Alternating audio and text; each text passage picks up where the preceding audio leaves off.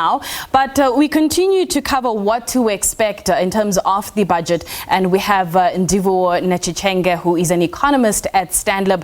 Ndivhuho, thank you so much for your time this afternoon. Hi, thank you for inviting me. So from a tech side, we've covered that quite extensively, and given some of the experts who've come on the show, they're saying that we have no more levers to pull from a corporate side or from a personal income tax side. But what can be done at this particular case to stimulate that much needed growth that we need in our economy from your point of view? Well, in terms of economic growth, there's only really one thing that government should be looking to do.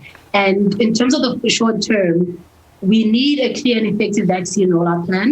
So limiting the spread of the virus, providing relief to vulnerable populations, and overcoming any vaccine-related challenges are key immediate priorities for South Africa. And this will make sure that any pent-up demand is released within the economy.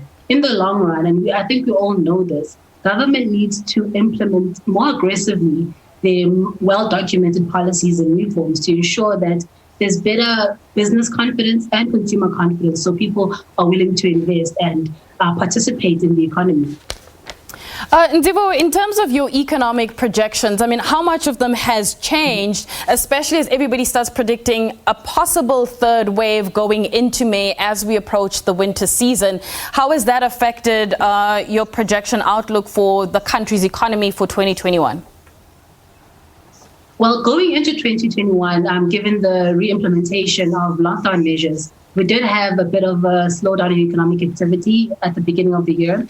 What we have done, though, is that from our previous forecasts, we've seen an improvement in economic activity better than what we had expected. So instead of a minus 8% drop in GDP growth, what we expect now is a contraction of only around 7.4%. Which is still pretty big, but I think it's definitely an improvement from what we thought earlier in the year.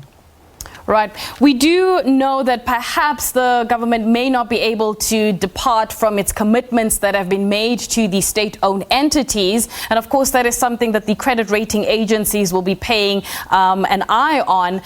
Are there any concerns from your perspective?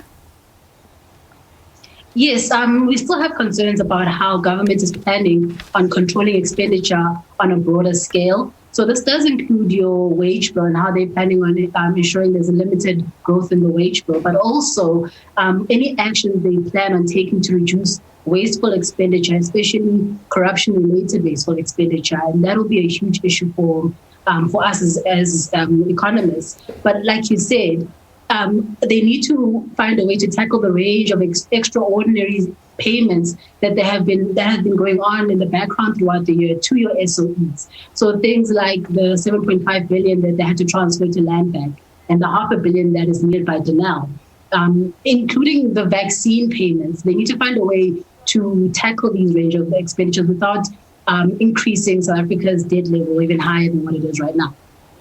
Right. It's so easy to get caught in the negative in terms of the tech side, and perhaps even, I've heard a similar phrase year in and year out about how tough the finance minister job becomes, especially as we get closer to that budget announcement. Are there any positives to this? Because I try to be a positive person, especially from a journalistic point of view. Is there light at the end of the tunnel, given some of the data that you're working with at Stanlib?